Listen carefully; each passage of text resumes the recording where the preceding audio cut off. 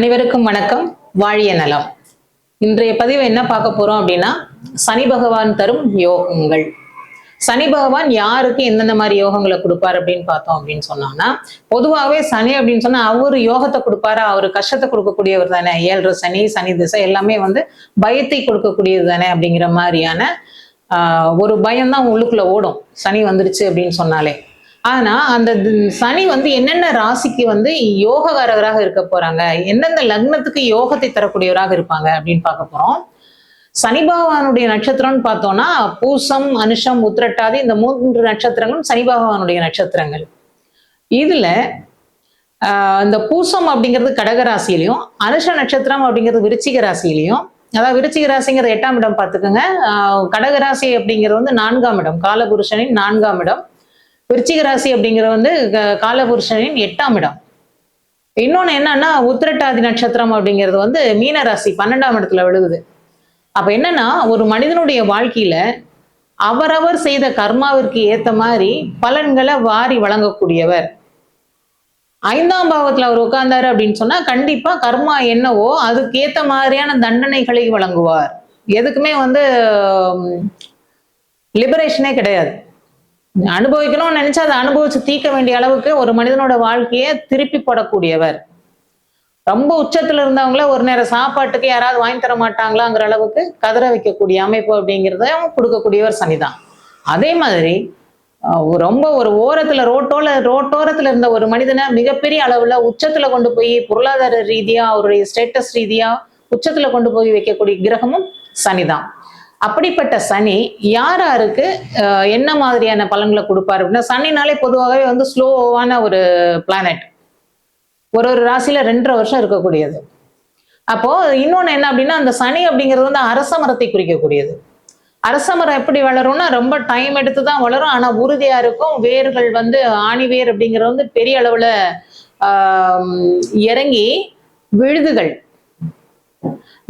விட்டு ஒரு பெரிய ஒரு பாதுகாப்போட பல வருடங்கள் வாழக்கூடியது.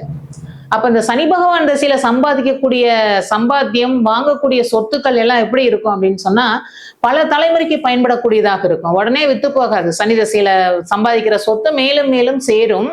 தன்னுடைய தலைமுறைகள் தாண்டியும் அது அவங்களுக்கு பயன் தரக்கூடியதாக இருக்கும். அப்ப இப்படிப்பட்ட சனி பகவான் என்னென்ன ராசிக்கு அல்லது என்னென்ன லக்னத்துக்கு, 2யுமே எடுத்துக்கலாம், என்னென்ன மாதிரியான பலன்களை கொடுப்பாரு அப்படின்னு சொல்லி பார்த்தோம் அப்படின்னா, எடுத்துக்கக்கூடிய ராசி அப்படிங்கிறது முதல் பாவகமா இருக்கிறது ஒரு 100% பலன்களை கொடுக்கக்கூடியது. தொழில் வகையிலையும் சரி, புகழ் வகையிலையும் சரி, மக்கள் ஆதரவு வகையிலையும் அப்படின்னு சொல்லி பார்த்தோம் அப்படின்னா, ரிஷப ராசிக்கு சனி பகவான் 9, 10 வருவார். 9ஆம் பாவகம் அப்படிங்கிறது ஒரு திரிகோணஸ்தானம், பெரிய திரிகோணஸ்தானம்னு சொல்லுவாங்க, மகா திரிகோணஸ்தானம்னு சொல்லுவாங்க. அப்ப அந்த இடத்துல சனி பகவான் ஆட்சியா இருப்பார்.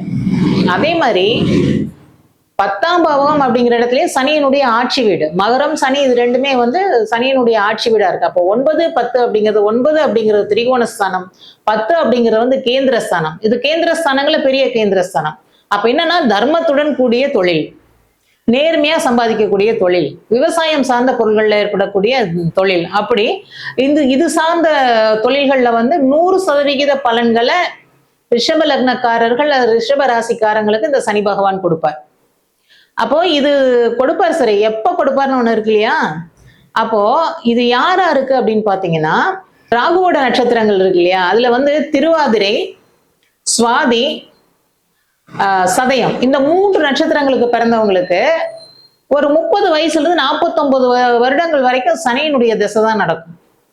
இந்த சனி திசை 19 வருடங்கள்ல அவர் இருக்கிற ஸ்தானத்தை பொறுத்து பெரிய அளவுல பொருளாதார ரீதியா, தொழில் ரீதியா பாக்கிய மேன்மைகள் கொடுக்கக்கூடிய அமைப்பு அப்படிங்கிறது முதல் தரமான யோகங்களை அள்ளி கொடுக்கக்கூடிய ராசி அல்லது லக்னம் ரிஷப லக்னம் அல்லது ரிஷப ராசி. அதே மாதிரி துலா ராசி அப்படின்னு பார்த்தோம்னா, துலா ராசிக்காரங்களுக்கு சனி பகவான் 4, 5ஆம் பாவகங்களை குறிக்கக்கூடியவர். 4 அப்படிங்கிறது கேந்திரஸ்தானம், சொத்து பத்துக்களை குறிக்கக்கூடியது, வண்டி வாகனங்களை குறிக்கக்கூடியது. 5ஆம் பாவகம் அப்படிங்கிறது என்னன்னா பூர்வ புண்ணியத்தை குறிக்கக்கூடியது. அப்போ துலா லக்னத்துக்கு அல்லது துலா ராசிக்கு 4, 5ஆம் பாவகங்களை குறிக்கக்கூடியவர். அந்த துலா ராசி மானத்துல சனி உச்சம் அடைகிறார். மோஸ்ட் பவர்ஃபுல் கண்ட்ரோலிங் பவர், மக்களை மக்கள் அல்லது ஒரு பெரிய கூட்டத்தை கண்ட்ரோல்ல வச்சுக்கக்கூடிய ஒரு அமைப்பு, அல்லது ஒரு பெரிய கூட்டத்தை தன்னை நோக்கி இழுக்கக்கூடிய அமைப்பு அப்படிங்கிறது வந்து அந்த துலா ராசிக்காரங்களுக்கு இருக்கும். அப்ப 4ஆம் பாவம் அப்படிங்கிறது கேந்திரஸ்தானம், 5ஆம் பாவம் அப்படிங்கிறது பூர்வ புண்ணியஸ்தானம். இந்த பூர்வ புண்ணியம் நல்லா இருந்துருச்சு அப்படின்னு சொன்னா அது மாதிரியான ஒரு லைஃப் அமையவே அமையாது. திடீர்னு இவ்வளவு பெரிய ஆளா ஆயிட்டாங்களா, மக்கள் ஆதரவு, நினைச்சதை நடத்திக்க கூடியது, மூதாதையர்களின் சொத்து பத்துக்கள், நல்ல புத்திரர்கள், நல்ல வேலையாட்கள், இது எல்லாமே வந்து இந்த துலா லக்னம் துலா ராசிக்காரங்களுக்கு சனி கொடுக்கக்கூடிய யோகங்கள். ஒரு ஜாதகத்துல சனி மட்டும் நல்லா இருந்துட்டாரு அப்படின்னு சொன்னாலே அவங்களுக்கு வந்து முதலாளியாகும் யோகம், தனக்கு கீழே பெரிய அளவுல ஒரு ஆயிரக்கணக்கில் வேலை செய்யக்கூடிய வேலையாட்கள், இவங்க எல்லாருமே வந்து முதலாளிகளுக்கு ரொம்ப சப்போர்ட்டிவா இருப்பாங்க, சின்சியரான உழைப்பாளிகளா இருப்பாங்க.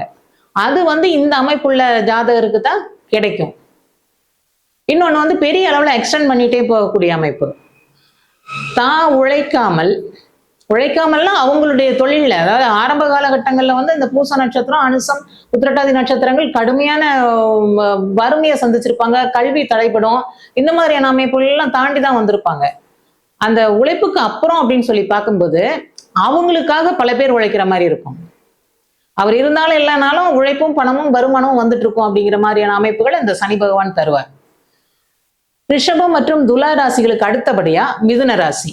மிதுன ராசிக்கு எந்த பாவகத்தை கொடுக்கக்கூடியவராக இருப்பார் அப்படின்னா 8, 9ஆம் பாவகம். 8 அப்படிங்கிறது அங்க நெகட்டிவ் வந்துருது, வம்பு, வழக்கு, விபத்து, ஏமாந்தா, இது வந்து நெகட்டிவ் பலன்கள். இதே 8ஆம் பாவத்துல நல்ல ஸ்தானமா நல்ல இடங்கள்ல அந்த சனி பகவான் போய் அமர்ந்துட்டார்னு வச்சுக்கோங்களேன், இந்த பலன்கள் அப்படியே மாறும். திடீர் வருமானம், வெளிநாட்டு வாழ்க்கை, அதிர்ஷ்டம், புதையல், இந்த மாதிரியான பாசிட்டிவான பலன்கள் அப்படிங்கிறதும் இந்த 8ஆம் பாவகத்துக்கு இருக்கு. 2வது நீண்ட ஆயுள் அப்படிங்கிறதும் இது குறிக்கும்.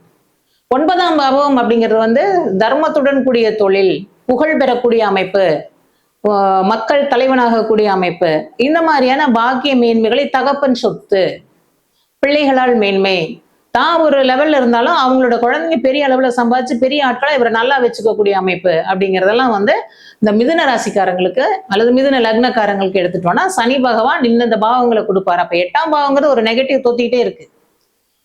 அப்போ பார்க்கும்போது இது வந்து 50% யோகங்களை மிதுன ராசிக்காரங்களுக்கு கொடுப்பார். அதே மாதிரி கன்னி ராசின்னு எடுத்துட்டோம்னா சனியினுடைய வீடு மகரம், கும்பம் அப்படிங்கிறது 5, 6ஆம் பாவகமா வருது. 5, 6 அப்படிங்கிறதுல 6ஆம் பாவகம் அப்படிங்கிறது அடிமை தொழில், அதாவது தொழில ரொம்ப பெரிய அளவுல முன்னேற்ற மேன்மைகளை தரக்கூடிய அமைப்புகள் இருந்தாலும் 6ஆம் பாவங்கிறது இன்னும் ஒரு சில விஷயங்களை குறிக்கக்கூடியது, கடன், நோய்.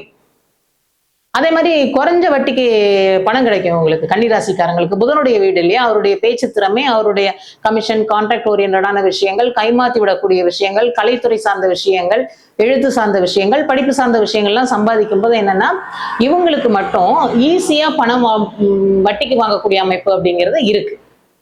அப்போ வட்டி தொழில் அப்படிங்கிறது கன்னிராசிக்காரங்களுக்கு சனி நல்லா இருந்தாலே வரும். அப்ப பெரிய அளவுல முதலீடுகளுக்கு குறைந்த அளவிலான வட்டியில வாங்கி ஜெயிக்கிறது அப்படிங்கிறது வந்து இந்த கன்னிராசிங்களுக்கு கிடைக்கக்கூடிய ஒரு அமைப்பு. அப்ப 6ஆம் பாவம் அப்படிங்கிறது நெகட்டிவா இருந்தாலும் இந்த வகையில் அவங்களுக்கு பாசிட்டிவா இருக்கும். ஸோ இதை இந்த மாதிரி பயன்படுத்திட்டு போகணும். அதே மாதிரி தொழில வந்து தனக்கு கீழே இருக்கிற இப்ப பெரிய போஸ்ட்ல இருக்காங்கன்னு வச்சுக்கோங்களேன், நல்லா கோஆர்டினேட் பண்ணுவாங்க, தொழிலாளர்கள் ஆகட்டும் இல்ல ஸ்டாஃபுங்களாகட்டும், கோஆர்டினேட் பண்ணி ரிசல்ட் வந்து யாருக்கு போகும், அவருக்கு போகும். அது வந்து ரொம்ப பெரிய பாசிட்டிவான ஒரு குரூப்பா ஒரு டீமை லீட் பண்ணக்கூடிய அமைப்பாக இருக்கும். 5ஆம் பாவகம் புத்திரர்களால் மேன்மை, பூர்வீக சொத்துக்கள். அப்ப 5ஆம் பாவம் சனியினுடைய வீடு அப்படின்னு சொல்லி வரும்போது என்ன அப்படின்னா கிணறு, தோட்டம், வண்டி வாகனங்கள், எண்ணெய், இந்த மாதிரியான விஷயங்கள். தொழில்கள்னு பார்த்தோம் அப்படின்னா அழுக்கு, எண்ணெய் பொருட்கள் வரக்கூடியது, பெரிய அளவிலான இயந்திரங்களை வச்சு வேலை வாங்கக்கூடிய அமைப்பு, இந்த ஜேசிபி மாதிரி கனரக வாகனங்கள். அதே மாதிரி அரசாங்கம் சார்ந்த கான்ட்ராக்ட் எல்லாம் எடுத்து லாப மேன்மைகளை சந்திக்க, அதாவது லாப மேன்மைகளை பெரிய அளவுல கோடிக்கணக்கில் அடையக்கூடிய அமைப்பு அப்படிங்கிறது வந்து இந்த கன்னிராசிக்காரங்களுக்கு இருக்கு. அது புதன் வீடு. புதன் வந்து சனிக்கு வந்து ரொம்ப ஒரு நட்பு கிரகம். புத்தியை கொண்டு சம்பாதித்தல், சூட்சமமான நுணுக்கமான விஷயங்களை கையில் எடுத்து ஒரு தொழிலாம் எல்லாரும் செய்யறது ஒரு மாதிரி இருக்கும். அந்த கன்னிராசிக்காரங்க பண்ற ஒரு விஷயத்தை ஹேண்டில் பண்றது வித்தியாசமா இருக்கும். எப்பேற்பட்டவங்களையும் கன்வின்ஸ் பண்ணக்கூடிய அமைப்பு, தன்னுடைய காரியத்தை சாதித்துக் கொள்ளக்கூடிய அமைப்பு அப்படிங்கிறது கன்னிராசிக்காரங்களுக்கு இருக்கு. அப்ப 5ஆம் பாவம் அப்படிங்கிறது வந்து பூர்வ புண்ணியம், புத்தி, குழந்தைகளால் மேன்மை, பூர்வீக சொத்துக்கள், நினைச்சதை அடையக்கூடியது, காதலில் வெற்றி, இது எல்லாத்தையுமே வந்து இந்த கன்னி ராசிக்காரங்களுக்கு கிடைக்கும். அப்ப இதுல என்னன்னா 6ஆம் பாவங்கிற ஒரு நெகட்டிவா இருந்தாலும் இது 5ஆம் பாவம் சேர்ந்து இருக்கிறதுனால இவங்களுக்கு 50% யோக பலன்களை வந்து சனி வாரி வழங்குவார். அடுத்ததா பார்த்தா மகரம்.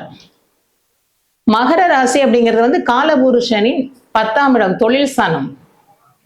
அப்ப இந்த தொழில் ஸ்தானம் அப்படிங்கிறது வந்து மகரத்துக்கு தொழில் ஸ்தானமாகவும் அமையறதுனால அவர் என்ன நினைக்கிறார், அதன் மாதிரி வருமானங்களை செய்யக்கூடியவர், வருமானத்தை ஈட்டக்கூடியவர். அப்ப 2ஆம் பாவகம் அப்படிங்கிறது மகர ராசி காலபுருஷனின் 11ஆம் பாவகமான நினைத்ததை சாதிக்கக்கூடிய, ஆசை அபிலாஷைகளை பூர்த்தி செய்யக்கூடிய, மீண்டும் மீண்டும் வெற்றி வாய்ப்புகளை தரக்கூடிய, லாபத்தை அள்ளி வழங்கக்கூடிய கும்ப ராசி 2ஆம் பாவகமாக வர்றதுனால இவங்களுக்கு சனி சார்ந்த தொழில்கள் அப்படின்னு சொல்லக்கூடிய கட்டிடம், காம்ப்ளெக்ஸ், பெரிய கனரக வாகனங்கள், டிரான்ஸ்போர்ட், பெரிய பெரிய வண்டி, ட்ரக்கு, இன்டர்நேஷனல் பர்மிட்டோட போகும் இல்லைங்களா, அந்த மாதிரியான வாகனங்கள், ரெண்டாவது ஜேசிபி, புல்டோசர், அப்புறம் வந்து அரைக்கக்கூடியது இல்லை க்ரஷர் இருக்கு இல்லையா, க்ரஷர் மெஷின்ஸ், அந்த மாதிரியான பெரும் இயந்திரங்களை இயக்கக்கூடிய தொழில்கள்,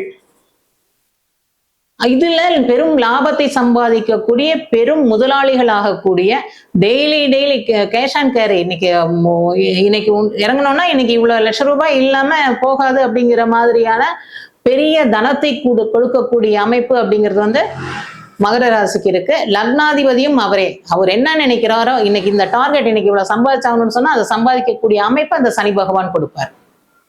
அப்போ இந்த சனி அப்படிங்கிறவர் என்னன்னா பெரிய கூட்டத்திற்கு அதிபதி, மக்கள் கூட்டம், உழைப்பு, கடினமான உழைப்பு, திறமை, இதோட அந்த அதிர்ஷ்டம், வாக்கியம், மேன்மை, முயற்சி, இது எல்லாம் சேரும்போது முதல் தரமான, அதாவது யோக பாக்கியங்களை அனுபவிக்கக்கூடிய அமைப்பு, சனி கொடுக்கக்கூடிய யோக பாக்கியங்களை அனுபவிக்கக்கூடிய அமைப்பு அப்படிங்கிறது ரிஷபம், துலாம், மிதுனம், கன்னி, மகரம், இந்த 5 ராசிகளுக்கு மட்டும் வந்து டாப் மோஸ்ட் ப்ரையாரிட்டி சனிக்கு. இதுல கவனமா பார்த்தோம் அப்படின்னு சொன்னா மகரத்துல சனி ஆட்சி பெறக்கூடிய வீடுகள், அதே மாதிரி சனி உச்சம் பெறக்கூடிய வீடுகள். ரிஷப ராசிக்கு ஏன் ஃபர்ஸ்ட் 100% யோகம் அப்படின்னு சொல்லி பார்த்தோம்னா, ரிஷபத்துக்கு வந்து 9, 10க்குரியது வந்து மகரம், கும்பம். இந்த கும்பத்துக்கு அதிபதி அப்படின்னு பார்த்தோம்னா சனி. அப்ப அதுல வந்து மோஸ்ட் பவர்ஃபுல்லான விஷயங்களை அள்ளி கொடுக்கக்கூடிய அமைப்பு அப்படிங்கிறத வந்து ஃபர்ஸ்ட் ரிஷபராசியும் துளாராசியும் தள்ளிட்டு போயிடும்.